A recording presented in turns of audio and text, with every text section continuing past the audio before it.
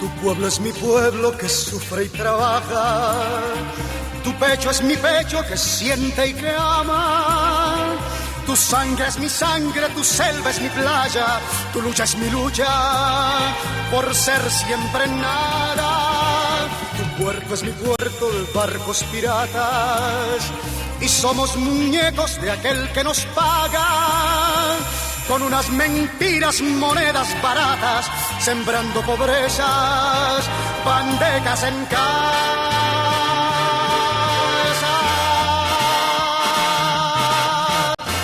Yo quiero un pueblo. Muy buenos días a todos nuestros queridos radio escuchas. Les hablamos desde su programa Voces de la Soberanía. El programa Voces de la Soberanía es auspiciado por la Convergencia Nacional Boricua, CONABO, y el Movimiento Diálogo Soberanista de Puerto Rico. Les habla uno de sus moderadores, Carlos Ulises Pavón Ortiz. Me acompañan en la mañana de hoy los comoderadores Abigail Rivera Rodríguez. Buenos días, Abigail. Muy buenos días a los compañeros que estamos aquí y a los que nos escuchan todos los sábados. El compañero comoderador Juan Carlos Martínez Cruzado. Buenos días, Juan Carlos. Buenos días, Carlos. Buenos días, Abigail. Buenos días, Gabriel, que está aquí. Buenos días, Joe, que está en los controles. Y buenos días a todos los compañeros que nos están escuchando por las ondas radiales de WKJB. Y ese saludo estuvo bien bueno. Y el comoderador Gabriel Andrés Rodríguez Fernández. Buenos días, Gabriel. Muy buenos días, compañeros aquí presentes en los controles y todas las personas que nos escuchan y que nos van a escuchar más tarde también a través de la grabación en YouTube, que aquí el amigo Juan Carlos Martínez Cruzado prepara luego de cada programa. De hecho, yo creo que ahora estamos al día en las grabaciones en YouTube, ¿no? ¿Verdad? Sí, estamos al día. Ya las tres que tú tuviste de vacaciones y demás, pues ya las pusiste. Exactamente, están ya todas están ahí puestas. disponibles si usted necesita escuchar, porque se perdió, porque estuvo de vacaciones, porque en julio mucha gente se va de vacaciones. Puede entrar a YouTube y encontrar todos los programas de julio y de junio y de mayo y de todo por ahí para atrás en que hemos estado llevándole a ustedes los análisis en cuanto a cómo las noticias más recientes han tienen sus raíces en la colonia y en la falta de soberanía de Puerto Rico. Y creo que circula también por Facebook y hasta por WhatsApp se pasan los enlaces del programa. Espero que mucha gente nos escuche. Nos estén escuchando. Y los programas están por los pasados 2 años, ¿no? Es creo que lo que tenemos puestos en YouTube. Sí, tenemos hasta el año, finalizando el año 2023. Ok. Y eso, como hemos tocado, por ejemplo, el tema de la energía en múltiples ocasiones, los programas viejos todavía, si los escuchan, van a escuchar cosas que siguen siendo válidas, que son las raíces de los problemas que seguimos viendo entonces ahora. Sí, el asunto de la energía lo hemos tocado en muchas formas y muchas de las cosas que tuvimos la fortuna de que un estudioso de entre nosotros, Agustín Irizarry Rivera, le siga la pista bien cercana a las cosas que produce Luma, genera y cuento de la privatización de energía eléctrica. Pues las cosas que se han dicho por los pasados 4, 5, 6 años sobre este asunto ha sido verificado con hechos a lo largo de las eventualidades recientes.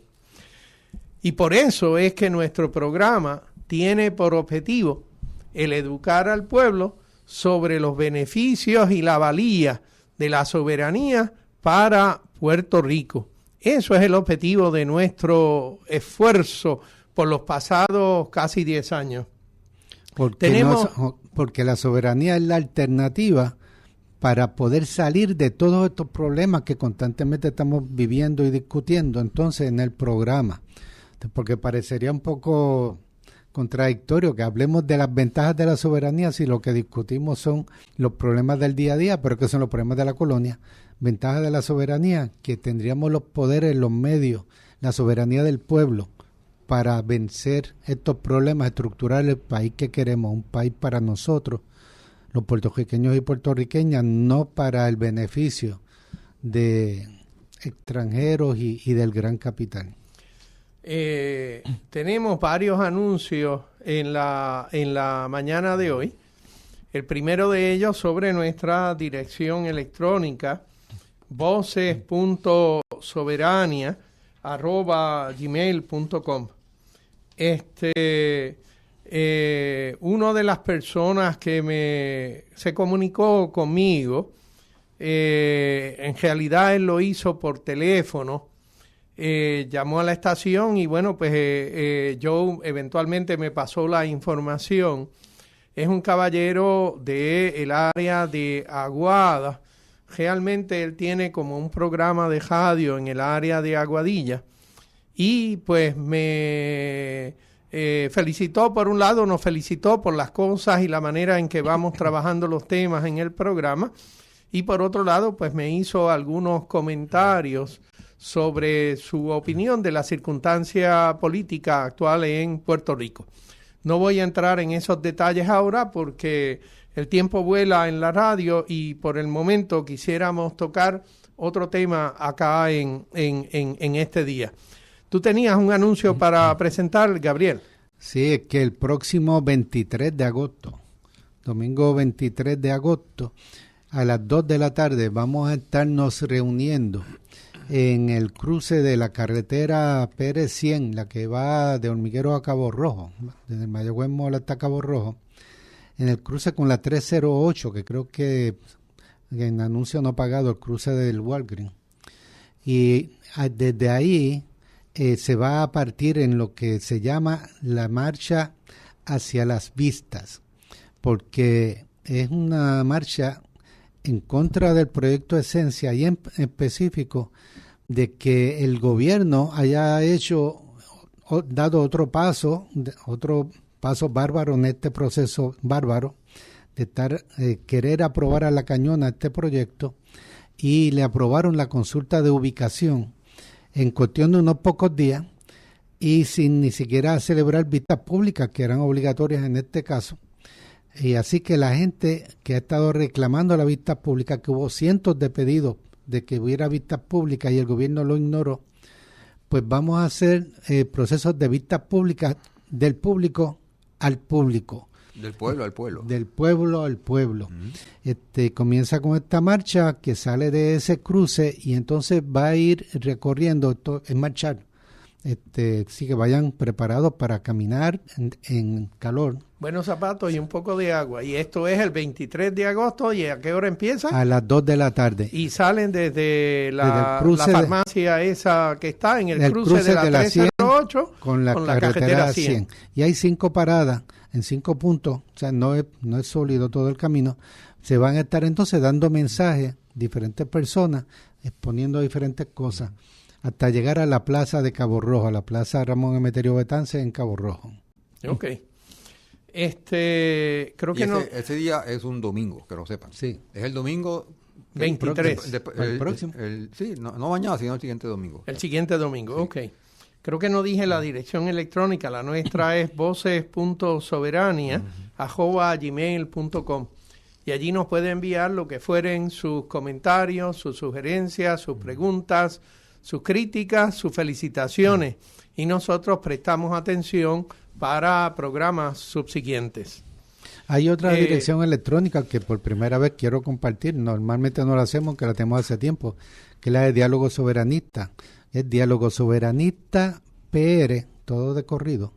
Diálogo Soberanista PR@gmail.com. Ok.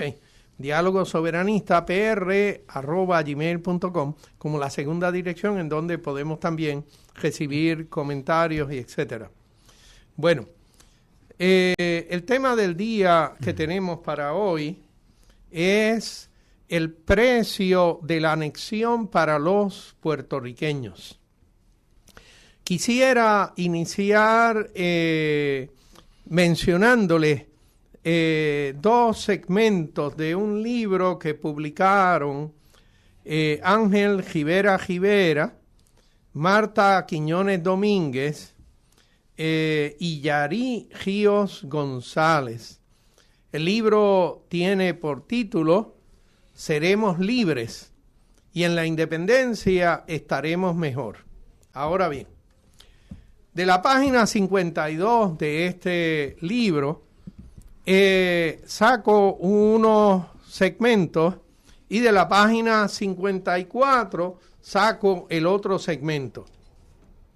El primer segmento dice: la economía de Puerto Rico desde 1898 ha estado controlada por las decisiones económicas, financieras, legales, ambientales y sociales de los intereses de Estados Unidos en Puerto Rico, provocando una especie de bloqueo económico en donde prácticamente comerciamos solo con los Estados Unidos, produciendo lo que se llama dependencia. Aquí hay una pequeña notita en donde dice, ¿qué cosa es esto de la dependencia? Pues mire, hay dependencia cuando las exportaciones de una nación se concentran a un solo país. Hay dependencia cuando las empresas de un país están controladas en gran parte por inversionistas extranjeros. Hay dependencia también cuando las políticas económicas de un país están fuertemente influenciadas por decisiones tomadas en otros países. Hay dependencia cuando un sector importante de un país depende de las importaciones desde otro país. Toda esta dependencia o todas estas formas de dependencia en el nuevo discurso de los, propiamente no lo dice así, pero es de estos que llaman neocapitalistas o neocolonialistas. Pues bueno, estas formas de la dependencia en el nuevo discurso lo presentan como si fueran eventos aislados, pero es parte de la ideología del colonialismo imponiendo sus prioridades económicas. Y permítame leerle el otro segmentito que dice, el problema es la colonia, que se manifiesta en la deuda pública y privada, la emigración, la contaminación, la represión, las leyes de cabotaje, el control de la tierra para propósitos militares y económicos, la aplicación de otras leyes de comercio interestatal, ganancias repatriadas, explotación económica, la dominación, la ciudadanía, la Corte Federal, el sistema monetario, leyes de control de comunicaciones, el comercio interno, las diversas leyes federales, etcétera. La lista es grande.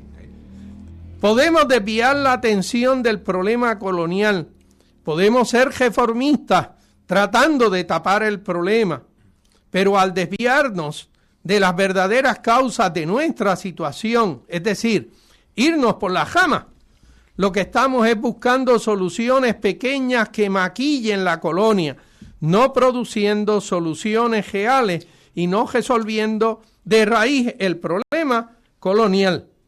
Podemos creer que al resolver el problema de las leyes de cabotaje, como ejemplo, el problema desaparece, pero no.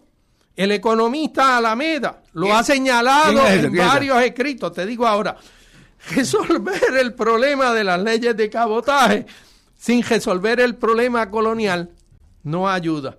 Al no controlar las leyes de comercio internacional, entre otros tantos asuntos económicos. Y aprovechando esa mención que hacen de ti, pues te doy los buenos días, José Israel Alameda Lozada. Ese es otro Alameda, yo no sé conozco. Ah, ¿tú no sabes de quién están hablando aquí? Sí, no sé. Sí, saludos. No sabía del libro de Marta. ¿Dónde lo conseguiste? Me lo regaló mi señora. Ah. Sí, me lo regaló. Mi copia la conseguí con David Rivera. Es del MIN, salió hace Ay, poco. hay que nos regala nada, oye. No, intercambiamos. Yo le vendí un libro de 15 y él me dio un libro de 15. Pero este libro, Seremos pues con Libres, David yo se lo conozco, compro. Seremos Libres, en la independencia estaremos mejor, es muy bueno. Se añade a varios otros libros que han estado saliendo, documentando de que no solamente necesitamos salir de la situación colonial, de cómo nos echaba la vida y nos tiene en la condición que estamos, sino que ser independientes y soberanos es viable y es necesario para nuestra supervivencia como pueblo. Traigo la atención a Illari Ríos González. Illari es el hijo de el doctor Illari. Ajá. Illari, sí, perdón. Sí. Es que el nombre indígena del Ríos Orlandi. Él es hijo de Ríos Orlandi. Él es el hijo de Ríos Orlandi, Y él es el doctor Ríos Orlandi. Él tiene un padecimiento que es economista también. No diga, tiene ese problema. Ese es el problema. Miren, así Habla que por experiencia. el día de hoy, vamos a padecer mucho esto Para el que no lo sepa, José Israel Alameda es economista. Profesor de economía. Me choteó. Como 30, 40 años practicando la economía y el análisis económico de manera académica y de manera pública y de manera para ayudar al país de los puertorriqueños a entender sus circunstancias. En ese sentido, nosotros nos sentimos muy afortunados con tener su participación aquí, y eso no significa que no nos pagues el almuerzo ahorita. Mira, Sí, Ya yo pagué. de hecho, yo resumiría lo que estabas diciendo, es practicar la economía de una forma patriótica, que por eso Edwin Irizarry Mora, otro muy conocido economista de acá de Mayagüez, del recinto de Mayagüez, del colegio, decía que Alameda es el mejor economista de Puerto Rico. Porque rápido. Sí, él lo ha dicho, pero Sí. yo me siento un poco confuso con Sí, eso. porque hay algunos que dicen que eso quiere decir que ser el mejor economista es el que maneja mejor las ecuaciones y las teorías y las cosas. Y él es que le aplica la teoría económica, el análisis económico a los problemas nuestros de cada día en defensa de nosotros. Yo siempre le digo, cuando me dicen eso, dice, no, aquí hay dos personas antes que nosotros. Cuando Edwin está, mi esposa y la esposa de Edwin. Así que como el mejor economista. cuando así. nos permiten, Claro. somos buenos economistas. Miren, volvamos acá al tema. Vamos. Volvamos al tema, porque si no, seguimos por allí y todos somos... Quisiera conseguir el libro, la verdad. Sí, no te preocupes, eso vamos a trabajarlo en algún momento. Mira, entre la idea de nuestra discusión sobre el precio de la anexión para los puertorriqueños, es que podamos hablar un poco de los precios fiscales en materia financiera, pero también está el asunto de todas las otras consecuencias sociales y culturales que significa la anexión para los puertorriqueños. Así que la idea de leer estas dos segmentos del libro de estos distinguidos puertorriqueños era indicar que hay muchas caras a este asunto de lo que es la dependencia de Puerto Rico, y es una dependencia forzada por el hecho de que el imperio nos impone una gran cantidad de cosas. La pregunta entonces sería, si usted tiene un problema, es, bueno, yo tengo esta posible solución y esta posible solución me va a costar tanto. La pregunta es si el costo o el precio de aplicar la solución me resuelve los problemas que yo tengo. Yo me parece que esa lista tan grande que plantea allí, ninguno de esos son solubles con el asunto de la anexión. Y con ello a lo que me refiero es que los diferentes 50 estados de los Estados Unidos de Norteamérica, todos ellos padecen todas y cada una de esas cosas bajo la bota del gobierno norteamericano. Y si no, lean las noticias, no logran ni tan siquiera tener control de las listas electorales para elegir sus senadores y sus representantes en el Congreso Federal. Así que la realidad es que el gobierno federal en unas y en otras formas tiene unos controles inmensos sobre cada uno de los estados. Pero, vayamos entonces a la otra pregunta. Si esto no resuelve las circunstancias, ¿cuál es el precio de esa anexión para los puertorriqueños? Y esa es nuestra meta de discusión en el día de hoy. Así que vayamos sobre el asunto de las bases contributivas. Juan Carlos, ¿tú tenías por ahí algo? Hay algo, cuando hace referencia a eso, estos estudios, esto se ha estudiado y hay incluso uno de las referencias que estamos utilizando, que es el costo de la admisión. Sí. Porque la estadidad, estar en el sistema federal es como un club y hay que pagar entrada. Y quien decide si uno entra es el Congreso. Perdóname, no es pagar entrada, es venderle el alma al diablo, pero bueno, tú sigues con tu pero además de eso, tienes que ser uno de ellos. Por eso. Tienes que ser visto como uno de ellos. Por eso es que tienen ese control para determinar si te van a dejar entrar. ¿Y cuál es el término, el costo más básico que tienen, además de todos estos controles que van a imponer y todos los impuestos y todo lo demás que tú vas a mencionar? Es que tienes que haberte convertido en nosotros. Ya no puedes seguir siendo tú, tienes que ser uno de nosotros. Ninguna de estas 50 estrellas es diferente a las otras.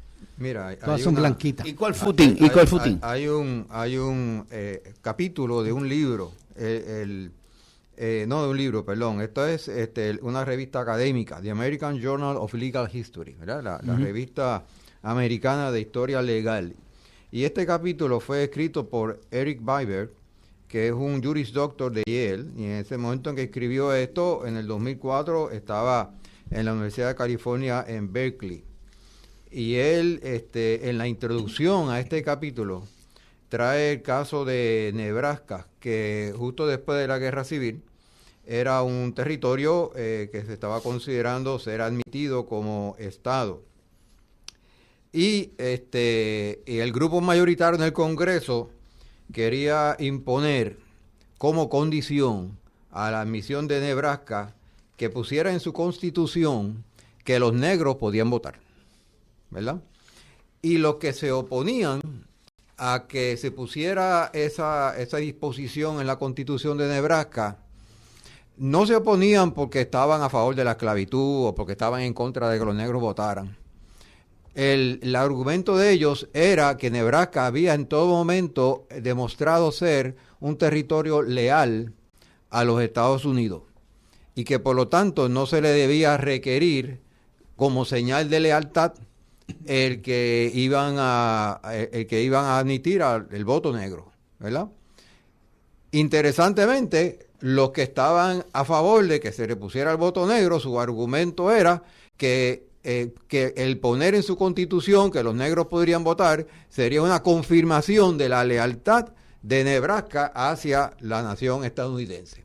Es decir, que el litmus test, ¿okay? Lo importante aquí, la clave, lo que buscan las condiciones que son impuestas por el Congreso para admitir a un territorio como Estado, están basadas en lealtad. Asegurar la lealtad de ese nuevo Estado a la nación. Independientemente a que Nebraska era uno de los territorios en donde las tribus indígenas habían sido empujadas para que sobrevivieran allí a como pudieran frente al frío. Habían sido marginadas, ¿no? Eran marginadas allí. Entonces, pues bueno, independientemente a ese hecho de que las tribus habían sido empujadas a vivir allí, ahora venían estas otras condiciones adicionales de que ustedes tienen que ser nuestros, aunque les cueste la vida. Mira, hay algo, perdón, que no quiero que se me escape. Yo recuerdo haber leído que había una controversia si se le otorgaba la estadidad a un territorio, era a las personas que si eran ciudadanos americanos o era el territorio. Se resolvió de que era el territorio. No importa a los que vivieran allí. Porque si tú le otorgas a ciudadanos americanos la estadidad, pues estos ciudadanos americanos se podían mudar a un lugar en el Pacífico, una isla, y dice, mira, Congreso, estoy aquí, todos son ciudadanos americanos, así que este es el estado número X. Y eso se resolvió de que no es factible, que se le otorga la estadidad al territorio, al lugar. Que el territorio queda como parte de Estados Unidos, no como estamos ahora, Sí. pertenecemos, pero no somos parte de. Exacto, pues en ese caso se convierten en parte de Estados Unidos. Sin embargo, en el momento de considerar darle la estadidad a ese territorio, ellos consideran qué es lo que hay allí. Ah, claro. ¿Cuál es la gente que hay allí? Por ejemplo, en el caso de Nuevo México, que en 1849 fue cedido, entre comillas, por México a Estados Unidos. Punta Cañón. Luego, y que fue finalmente admitido 63 años después. Es decir, fue un territorio de los Estados Unidos por un espacio de 63 años antes de convertirse en Estado. Se les requirió garantizar libertad religiosa. Me dice, ¿pero por qué libertad religiosa? Bueno, lo que pasa es que allí había un montón de mexicanos que eran católicos y tenían la costumbre de que aún en las escuelas públicas la influencia de la Iglesia Católica era sólida. Y pues eso no se podía admitir en un Estado. Así que los católicos, decía que los católicos no podían tener control sobre las escuelas públicas y que todas las clases en las escuelas públicas debían ser en inglés. Y en la Constitución pusieron que todos los empleados públicos y candidatos a puestos electivos debían saber hablar, escuchar, leer y escribir inglés sin necesidad de intérprete, lo suficiente para poder llevar a cabo sus funciones en su puesto. Además, se requirió que se prohibiera exportar alcohol a los países indios. Okay, para que tú veas la extensión y la diversidad de campos en los cuales el Congreso puede imponer condiciones. Así que tú lo que estás diciendo, perdóname, Sí, Alameda, sé que vas a reventar inmediatamente, Ajá. pero tú lo que estás diciendo es que todo este cuento que dicen los anexionistas puertorriqueños, de que Puerto Rico va a ser estadidad jíbara con el español, eso es una pamplina. Mira, eso es una falacia. El Estado que pide la estadidad, o sea, el territorio que pide la estadidad tiene que presentar una constitución antes de ser aprobado. O sea, y aquí tú has visto los estadistas diciendo esta es la constitución que va a ser del Estado de Puerto Rico. Pues la constitución que está ahora será. No. No, pero ahí no está el inglés obligado y en la de un Estado va a estar. Bueno, mira, hay una cosa que en los territorios incorporados y territorios no incorporados. El territorio incorporado, cuando estos estados iban en tránsito, se hicieron territorios incorporados. Pagaban contribuciones como Hawái. Y entonces le aplican las leyes federales. Y entonces, excepto Texas, ¿no? Que era independiente, eso es otra historia.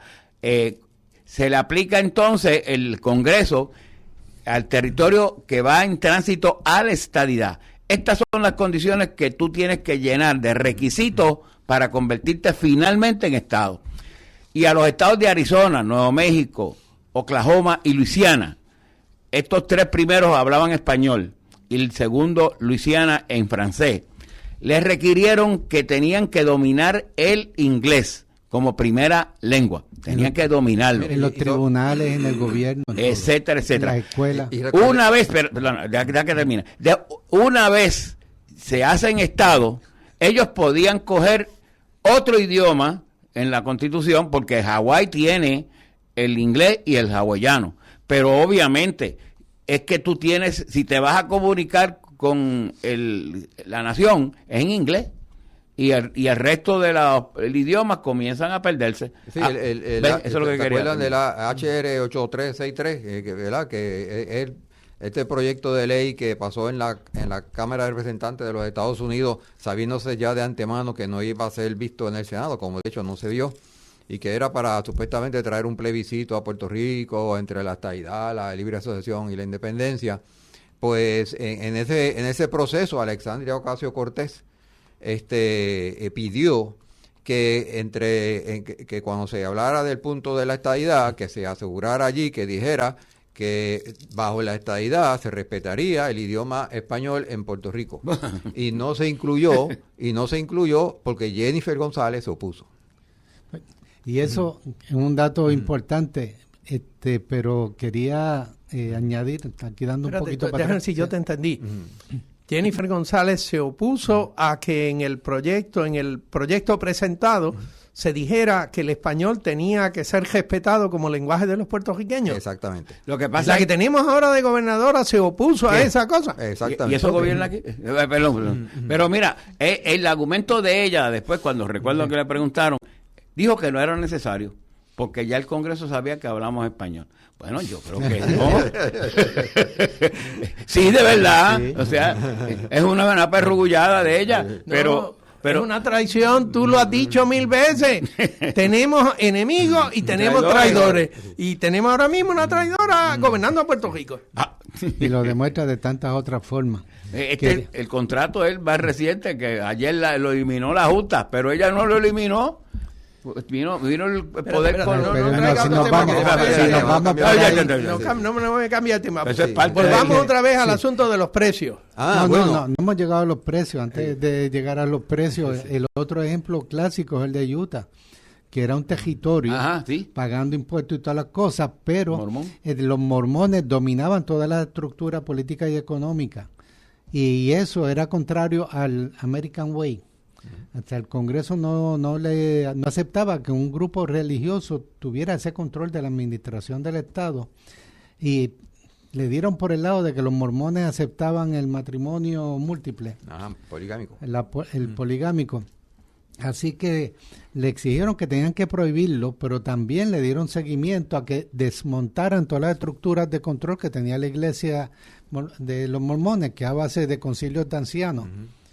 Que eso lo tenían que desmontar para que pudieran establecer un sistema de gobierno al estilo de los otros estados. Mira, y otra cosa que es importante, que es más caro, si tú te casas muchas veces, es más caro el estado. Entonces una cosa que mantener en mente es qué significa esto de territorio incorporado y no incorporado. Importante. Porque originalmente todos los territorios eran territorios y ya. Cuando Nebraska, por ejemplo, se consideró para la estadidad, para ser emitido como estado, no era un territorio incorporado o no incorporado, porque ese término no existía.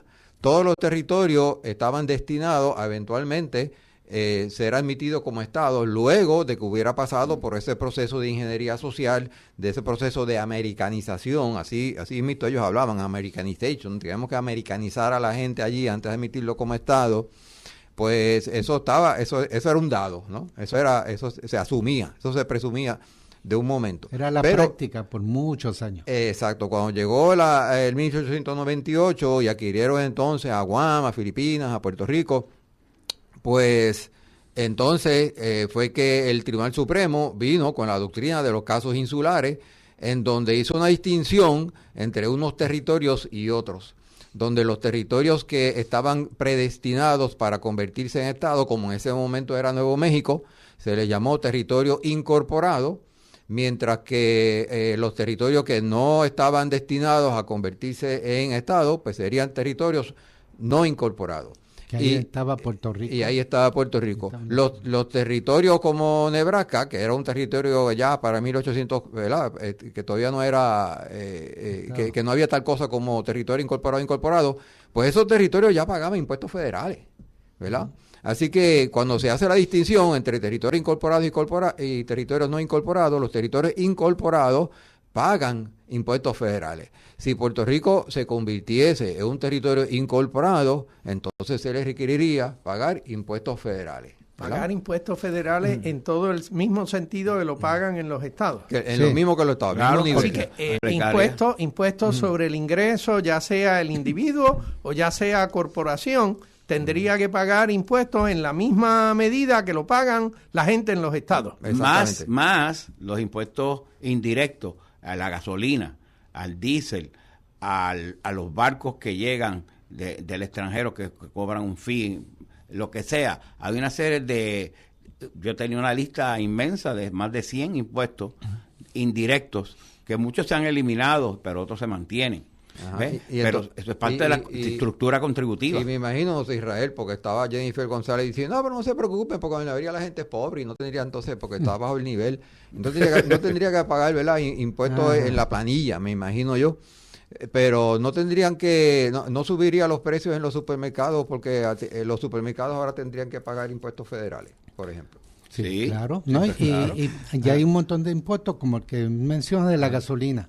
Hay 6 chavos, creo Dice, que es de... no, de lo- bueno, 34 centavos por galón que se divide entre 4, 8.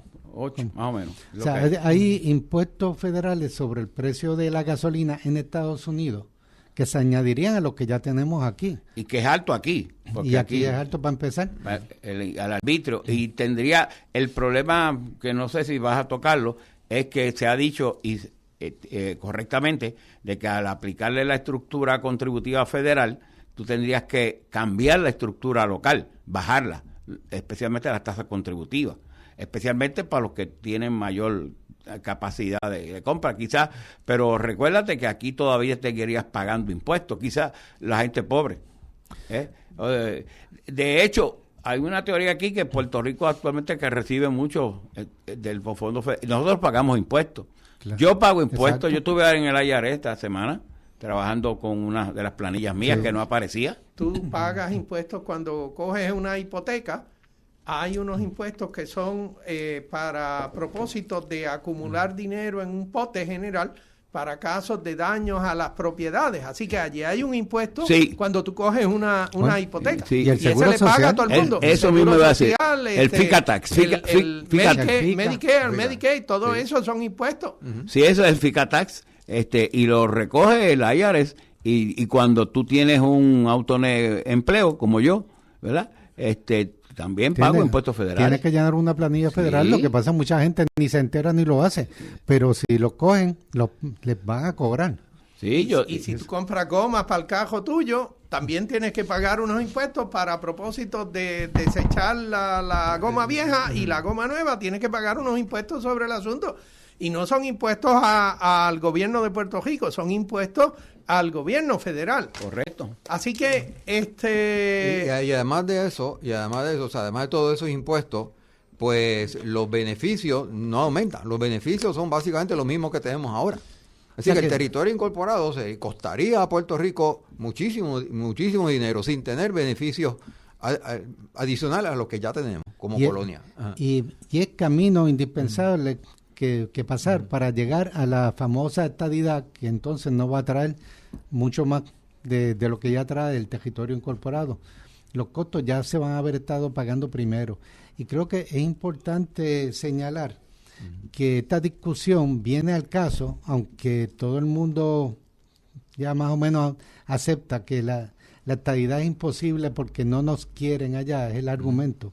En realidad es imposible por eso y porque no es factible, tampoco económicamente. Eso lo determinó la Oficina del Inspector General de Estados Unidos. En varios estudios lo he estado señalando, no es económicamente viable.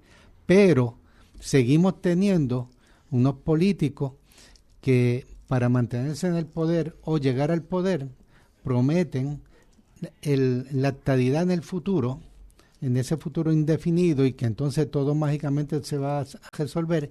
Y tenemos otros políticos que de nuevo cuño, que son, yo diría, hasta más peligrosos, porque que son como Colorado. son como Colorado.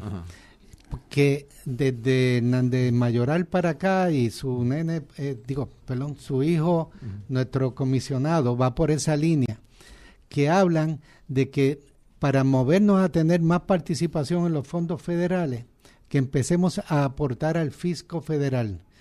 ¿Qué quiere decir eso? Que lo dicen así para que no se entienda. Empezar a pagar impuestos federales como territorio incorporado. Y si nos ponen en el plano de territorio incorporado, aunque ellos no lo quieran llamar así, porque dicen, no, es un territorio incorporado, pero es igualito. Es decirle lo mismo, igual que la colonia, pues le dicen territorio, pero sigue siendo colonia. Pues una situación en que empecemos a pagar impuestos federales para tener paridad en los fondos federales, el territorio incorporado, y una vez entras ahí, solamente se puede ir a la estadidad o quedarte indefinidamente como territorio incorporado sin todos los beneficios, pero con todos los costos. Mira, algo que estaba pensando, ¿verdad? Hay que ponerse en los zapatos de los congresistas. Imagínate que tú eres un congresista y viene Jennifer González y tú abres la puerta, clac.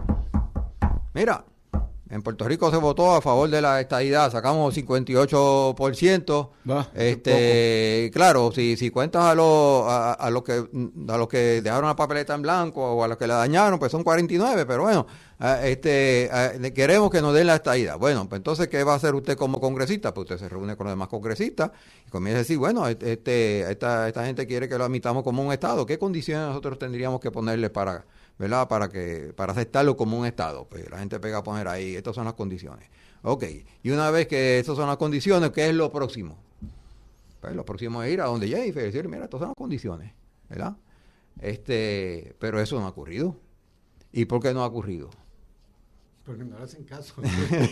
No le ha ocurrido porque ellos saben cuáles son las condiciones, pero entonces si le traen esas condiciones a Jennifer o a los estadistas, pues saben que esas condiciones no van a ser aceptables para los puertorriqueños. Cuando empezó este año que ganó Donald Trump en enero del 2025, un grupo de puertorriqueños, entre estos muchachos, Dávila Perna, que es el del Partido Demócrata, fue con un grupo y con un papel de certificación de que había ganado la estadía. Muchos congresistas vieron 58%. Y cuando el comisionado residente y otros le explicaron, no, pero es que allí no votó la gente, la mayoría de la gente, mira toda esta gente. Pues ellos le hicieron gran caso, la tiraron al zafacón. Recordando una cosa, que para tú admitir un territorio como Estado, nada más que con ese elemento, eliminemos otro, tú tienes que tener un 90 o más % de gente que vote a favor de la estadidad. Por asunto de la lealtad. Exactamente. Ellos requieren lealtad. Si sí. Tú, la mitad y la mitad de un país o de un territorio está en contra, uno y otro a favor, la otra mitad, pues tú dices, tengo un chorro de gente en contra. Déjeme retraer aquí el asunto del precio, que para mí precio significa, no es tan solo el precio monetario, es también el precio social, es el precio cultural, es el precio de nuestra manera de ser. Nuestra manera de ser es extraordinariamente valiosa para nosotros. Que lo sea o no para el americano, no me importa. El americano allá que viva como él quiera.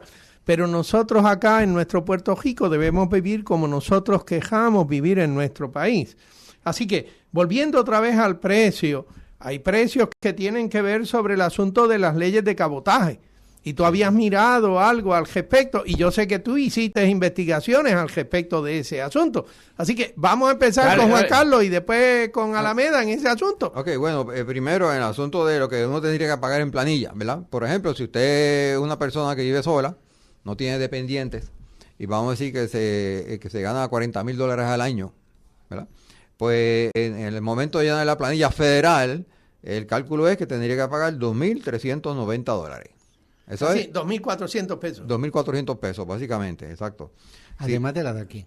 Eso es además de la de aquí, claro. Y que eso sí. es planilla sobre ingreso. Eso es independiente de lo que te van a sacar por Seguro Social y por Medicare y lo que te tendrían que sacar para mantener el gobierno local. Eso es simplemente 2.400 pesos adicionales que me van a sacar de algún lado allí en la planilla y me lo van a ir sacando mes tras mes, porque eso me lo sacan consistentemente. Porque el sistema es retención. No es que tú al final... La gente cree que paga planillas el 15 de abril.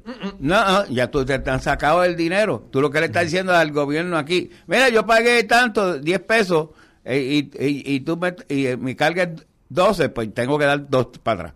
Pero una de hecho, es un poquito más serio que eso. Si tú no concedes a la retención, a que te saquen a lo largo del año, entras en violación de la ley y te pueden poner unas multas precisamente porque no fuiste sacando dinero a lo largo del año para contribuir a las contribuciones, al impuesto que te tocaba pagar. Una persona que tiene, que como está señalando ahí, paga 2.400 al gobierno federal, podría reclamar un crédito, tax credit, a la planilla local. Dice, mira, yo le pagué al gobierno federal tanto, pues yo te reclamo a ti de mis contribuciones acá.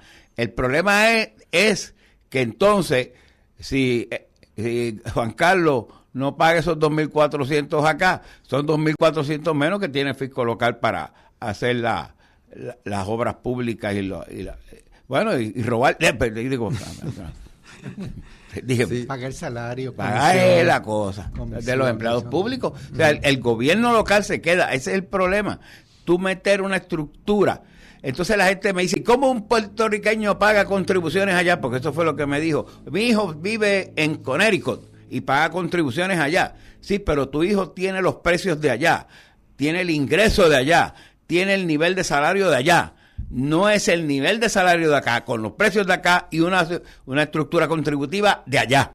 Bueno, ¿No entendiste? Es que es también el asunto de que ha habido una adaptación de las estructuras contributivas estatales para corresponder a lo que es la estructura contributiva de los federales. Claro.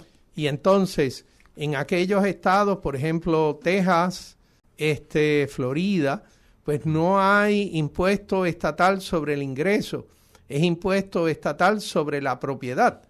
¿Por qué? Pues porque es un terreno bastante grande y si ellos calculan quién me va a pagar tanto dinero por las propiedades que tiene aquí, pues ellos le deducen que eso les va a dar para mantener el gobierno estatal.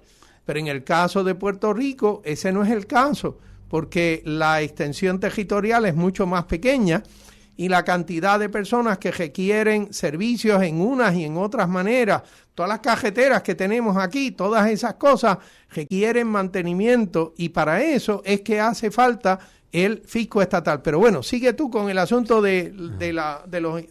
Sí, bueno, quería también recordarle a la gente que también están los impuestos a las corporaciones y que por lo tanto, ¿verdad? Además de eso que tienes que pagar en planilla, también vas a tener que pagar más en gasolina, más en los víveres, etcétera. Pero entonces, perdona, porque estamos en la parte final y a mí me gusta interrumpir en todas las partes, pero sobre todo en la final, que hace un momentito estaban haciendo alusión a que cuando Jennifer va, que tú decías que toca allí en la puerta, y que supone que le den de vuelta una lista de, bueno, está bien, te damos la estadidad si cumple con todas estas cosas. Pues ese proceso es lo que nosotros impulsamos en lo de la Asamblea Constitucional de Estatus, que no sea Jennifer ni sea Pablo José, sino que sea una delegación representativa de una asamblea de pueblo aquí, la Asamblea Constitucional de Estatus, que vaya al Congreso y al gobierno federal, también al gobierno federal, a tocar la puerta y decirle, aquí tenemos la opción de la estadidad, díganme que ustedes bajo qué condiciones aceptarían la estadidad. Tenemos la opción de la independencia. Díganos bajo qué condiciones ustedes bregarían con un Puerto Rico independiente. Y aquí están las opciones. Y la transición hacia la independencia. Y la transición hacia la estadidad y hacia la independencia y hacia la libre asociación. Aquí están.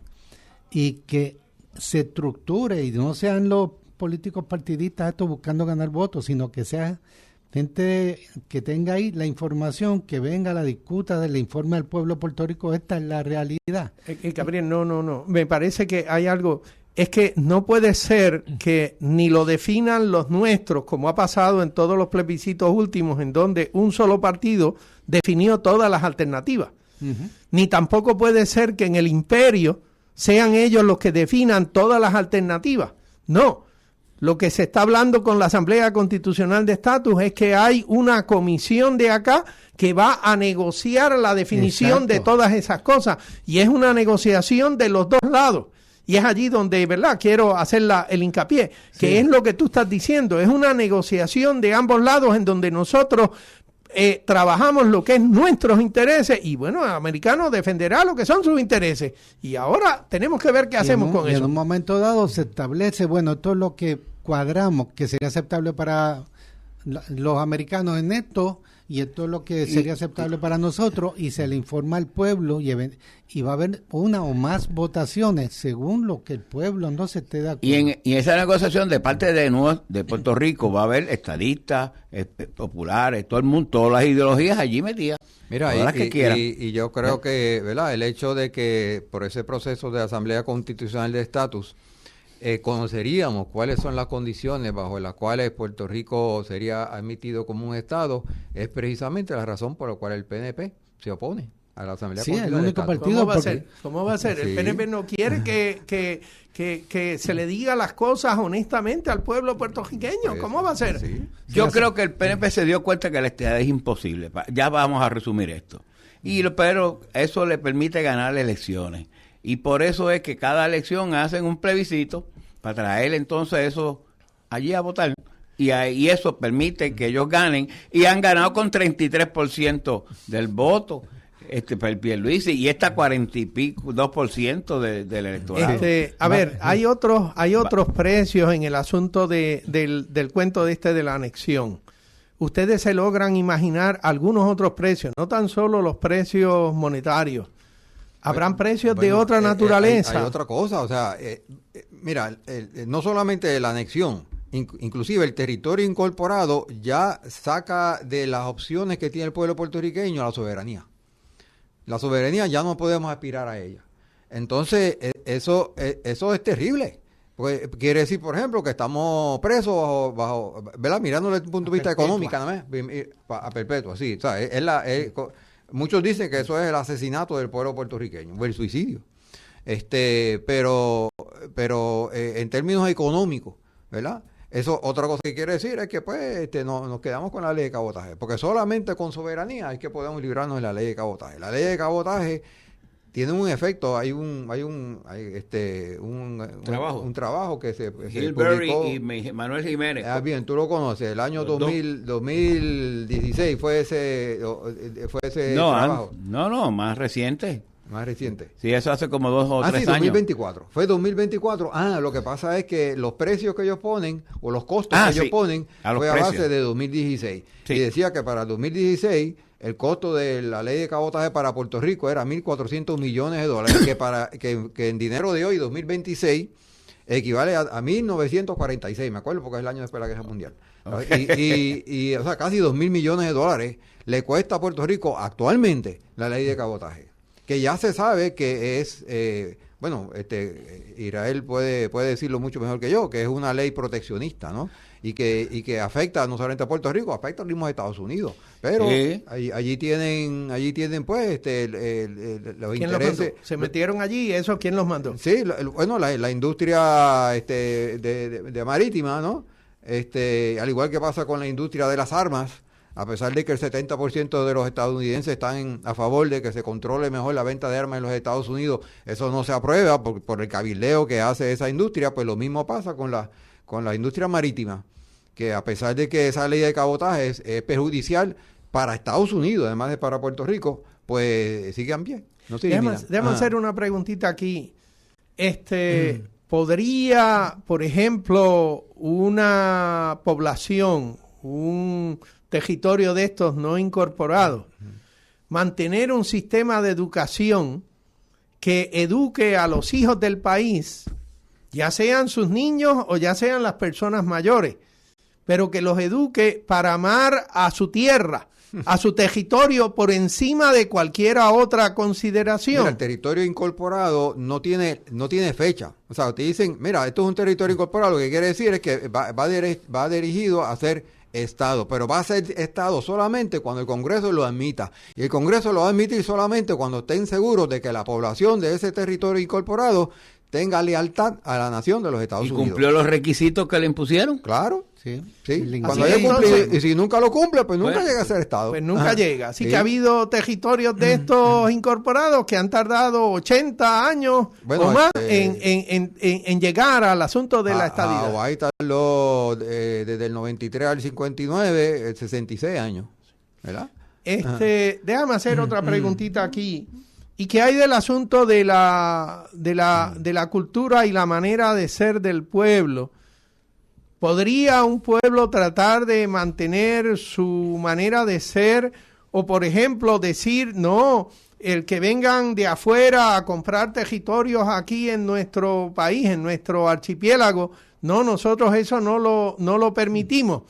¿Puede eso ocurrir en los llamados territorios no incorporados o en los llamados estados? Pues en este artículo que estaba leyendo... Pregúntale a Hawái. ¿Dónde están los hawaianos ahora? Sí. En este libro que estaba leyendo, pues los congresistas mencionan de que lo importante es la lealtad. No van a afectar. Cualquier cosa que ponga en tela de juicio la posible lealtad del territorio o de su gente, porque el territorio no va para ningún lado, sino de la gente hacia el gobierno federal. Cualquier cosa que ponga en tela de juicio eso simplemente es indicativo de que ellos no les interesa esa anexión de ese territorio. Déjame entonces hacer aquí una par de preguntitas. ¿Y qué hay del asunto de las protecciones laborales? La protección de los trabajadores. Porque tú estableces leyes para decir estas son las número de horas que serían de trabajo diario, este es el número de horas de trabajo a la semana, esto es lo que será el salario mínimo. Si usted trabaja tantas horas para este patrono, usted tiene o no tiene derecho al seguro médico, o que el patrono tenga que tener un seguro médico grupal para que usted pueda atender enfermedades y cosas por el estilo. Pues mira, el Congreso determina eso. O sea, tiene poder para determinar todo eso. Y podemos recordar, en el caso cuando se hizo la Constitución del Estado Libre Asociado, había una carta de derechos que le daba, había una serie de derechos que era bien sólida. Y gran parte de esa carta de derechos fue eliminada por el Congreso de los Estados Unidos en el 1952. Pues no era compatible con la de ellos. La de ellos es mucho más tacaña, digamos, en lo de reconocer. Educación, es que estaba aquí salud, McCarthy, trabajo. el McCarthy que veía comunistas en la sopa también, pues él decía que eso era demasiado de liberal, y entonces muchas de la ala de derecha del Congreso dijo, uy, eso son cosas comunistas. Uno de los asesores de McCarthy fue luego, era abogado de Trump. De Donald Trump. Así que eso... Que murió de SIDA. Son pichones bien peculiares. Son pichones bien peculiares, pero la realidad es algo como lo siguiente. Los precios que tiene la llamada anexión para los puertorriqueños son enormes. Yo creo que para Puerto Rico lo mejor es marchar en la dirección de esa Asamblea Constitucional de Estatus que nos mencionó ahorita Gabriel, y tratar de trabajar en la dirección de la soberanía para los puertorriqueños, porque allí nosotros tenemos posibilidades de tener influencia sobre aquellos que van determinando los caminos políticos de nuestro país. Cuando nosotros, cualquiera de esos estados se metió en la llamada Unión Federal, el Congreso Federal tiene 400 y tantos legisladores y el Senado Federal tiene 100 legisladores. Poner 2 senadores puertorriqueños allí o poner 3 o 4 legisladores puertorriqueños en una llamada Cámara de Representantes no es una voz que va a tener determinación sobre las cosas que actúan sobre nosotros. Así que eso de la llamada anexión como una solución al problema colonial es una falacia, es un engaño. No se deje engañar. Es hora de trabajar por la patria de los puertorriqueños.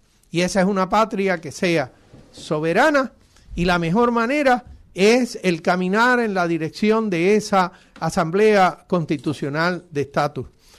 Nosotros volveremos en una próxima edición de este programa a trabajar este tema y otros temas que nos han quedado y aquellos que tuvimos que interrumpir durante la discusión en el día de hoy. Sí, tuvimos, porque es que si no terminábamos. Pero agradecemos su atención a nombre de Voces de la Soberanía, la Convergencia Nacional Boricua y el Movimiento Diálogo Soberanista de Puerto Rico. El domingo 23, ¿a qué hora? Rojo, a las 2 de la tarde. A las 2 de la tarde en el cruce de la 308 y la carretera 100. Hasta el próximo sábado, tengan todos muy buenos días. Aquí entre dos calles, tu pueblo es mi pueblo que sufre y trabaja.